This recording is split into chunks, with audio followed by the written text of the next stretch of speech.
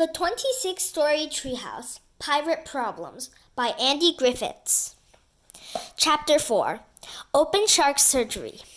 You've got to hand it to Jill. She really loves animals, even sharks. I like animals, and I think sharks are really cool, but there's no way I'd ever get in a tank and operate on them, not even if they're too sick to move. And judging by the way Terry is trembling, he's not too keen on the idea either. Well, I say, I guess we'll leave it to you. Good luck. Where do you think you're going? Says Jill. To the kitchen, I say. I'm kind of in the middle of telling the readers a story. Yeah, says Terry. I'd better go as well. Andy will need me to draw the pictures. Oh, no, you don't, says Jill. Both of you are staying right here. I need you to help me with the operation. But what about the readers? I say. Don't worry, says Jill. I'll deal with them. Excuse me, readers. Unfortunately, we've got a bit of an emergency here, and I'm going to have to borrow Andy and Terry for a moment. Is that okay? Great. Thanks for understanding. And do feel free to watch. Just try not to sneeze. We don't want any more germs getting into those poor sharks. She turns back to us. I've explained the situation to the readers, and they're fine with it, so get your diving suits on and let's get started. We shrug, put on our diving suits, and follow Jill into the tank. I don't know if you've ever been in a tank full of man-eating sharks before, but believe me, it's pretty scary. The sharks look even bigger down here than they do from up there. What if the sharks wake up and get hungry while we're doing the surgery? I say. They won't, says Jill. Trust me. But just to be sure, I'll give them each a dose of Dr. Numbskull's Sleepy Shark Sleeping Potion.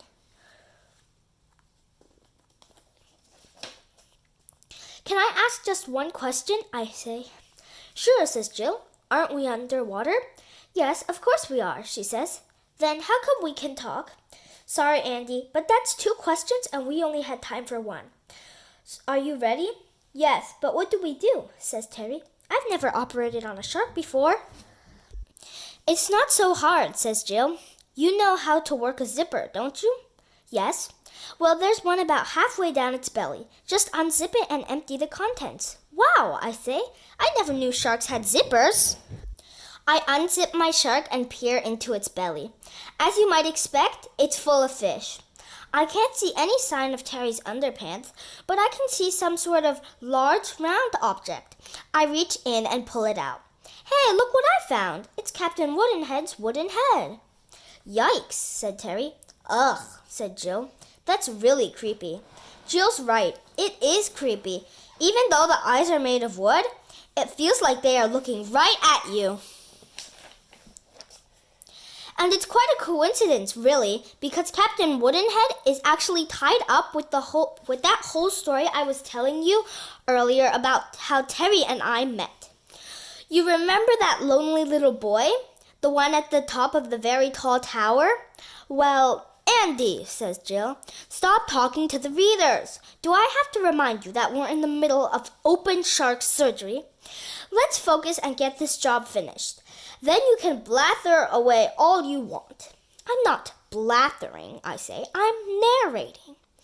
Jill and Terry look at each other, roll their eyes, and smile. Whatever, says Jill. Just save it till later.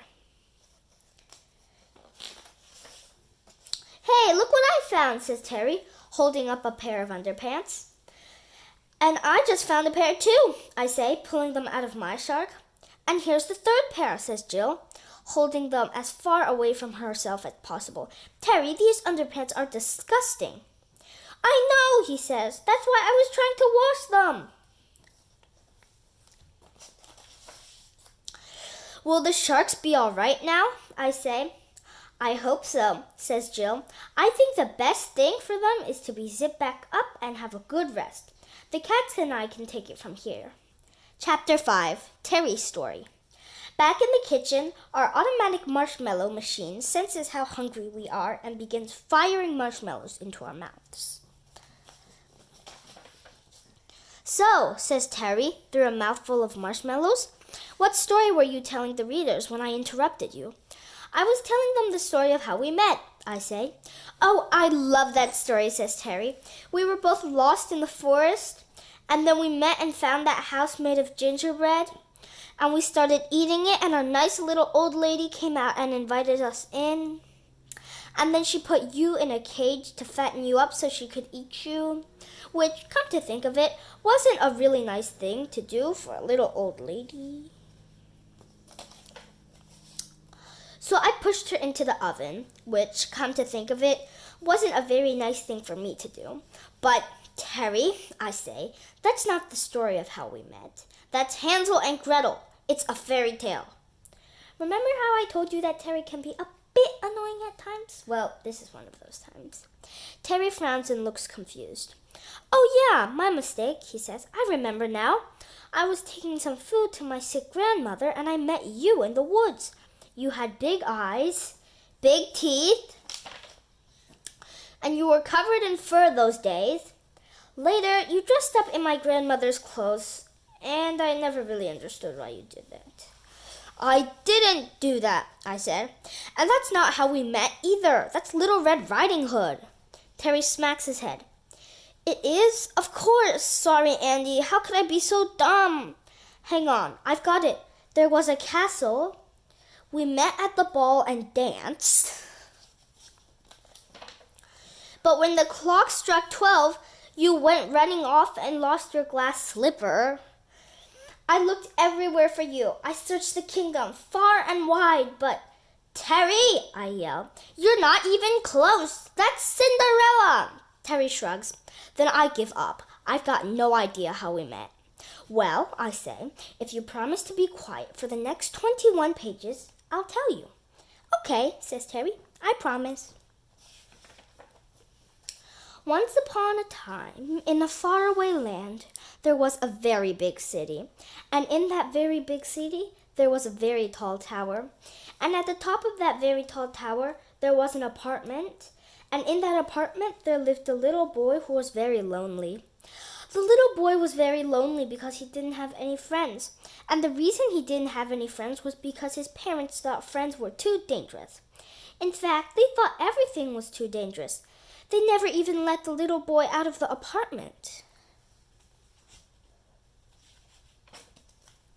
He lived in a padded room, slept in a padded, non-fall-outable bed, and sat in a padded, non-fall-outable chair, which, for extra safety, was fitted with airbags and a seatbelt. He wasn't allowed to watch TV. He wasn't allowed to play on the computer. And he wasn't allowed to play with toys or any other sort of game. All he had to amuse himself were with books, with rounded corners that his parents had selected for him. These books contained no harmful ideas, no characters doing dangerous things, nor any stories involving dangerous or potentially dangerous situations, which meant that they didn't contain much of anything at all, really. The lonely little boy couldn't even eat proper food. His parents mashed and pureed his food to make sure he didn't choke, and served it cold to make sure he didn't burn himself.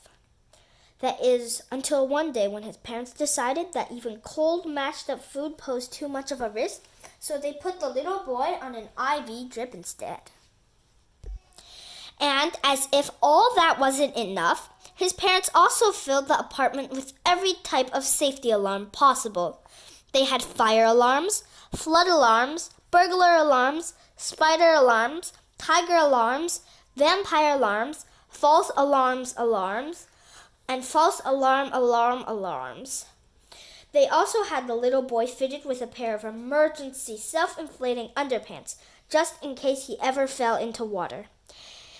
Now, you might think emergency self-inflating underpants are a really crazy idea, considering the little boy never even left the apartment, but you would be wrong because, as it turned out, they saved the little boy's life. One night, while everybody was sleeping, a circuit board overloaded with too many safety devices overheated and caught on fire. The little boy was woken by the fire alarm. He got out of bed and ran to the door, but his way out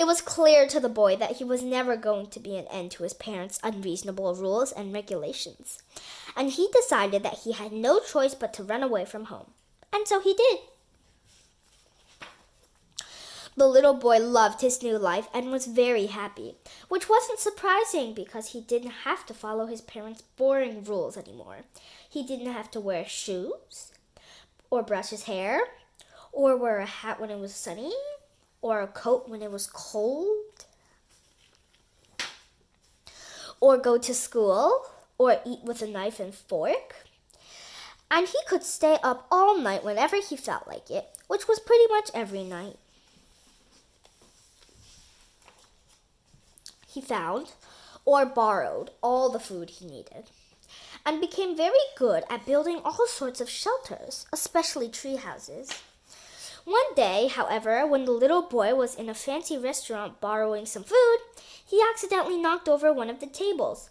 An angry waiter chased the boy out of the restaurant, down the street, and across a park. Eventually, the boy came to a lake where there were lots of swan-shaped pedal boats to rent. The little boy couldn't afford to hire a pedal boat, of course, so he borrowed one instead and headed off for the far side of the lake, pedaling as fast as his little legs could pedal him.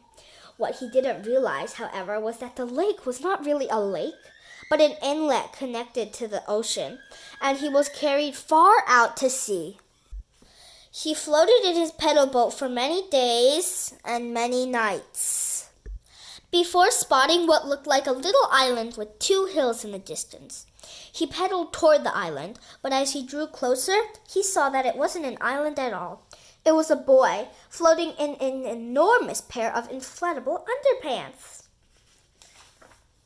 "Hey," says Terry, "I've got a pair of inflatable underpants." "I know," I say, "because that boy was you." "Oh, that's right. And the boy in the pedal boat was you. You rescued me. And that's how we met." I love stories with a happy ending. "But that's not the end," I say. "It's not?" "No, because we were captured by Captain Woodenhead." "Who's Captain Woodenhead?" says Terry. "You know," I say, "Captain Woodenhead, the pirate." "The pirate?" says Terry. "I hate pirates." "Speaking of pirates," says Jill, coming into the kitchen carrying Captain Woodenhead's wooden head, "what do you want me to do with this?" "It would make a great head for our scarecrow," says Terry. "I didn't know you had a scarecrow," says Jill. "We don't," says Terry, "but if we did, this head would be perfect." "No way," I say. "I don't want to see that man's head ever again. I hated him." "Yeah," says Jill, "so did I." "Oh, did you know him too?" says Terry. "Yes, don't you remember? I was on board his ship when you and Andy were captured. I'll never forget my first sight of you, Terry. You looked like you were wearing a diaper." It wasn't a diaper," says Terry. "I was wearing emergency inflating underpants. They get a bit baggy when they deflate." "And Andy was so scared he was crying," says Jill. "I was not crying," I say. "It was just spray from the sea." "But how come you were on Captain Woodenhead's ship in the first place, Jill?" says Terry. "Well, that's kind of a sad story," says Jill. "Oh, goody," said Terry. "I love sad stories." "Okay," says Jill, "but you'll have to wait until the next chapter." "Oh," sighs Terry, disappointed. "Don't worry," says Jill. "You won't have to wait long. It's just on the next page." "Yay!" says Terry, and come back next time to hear Jill's story.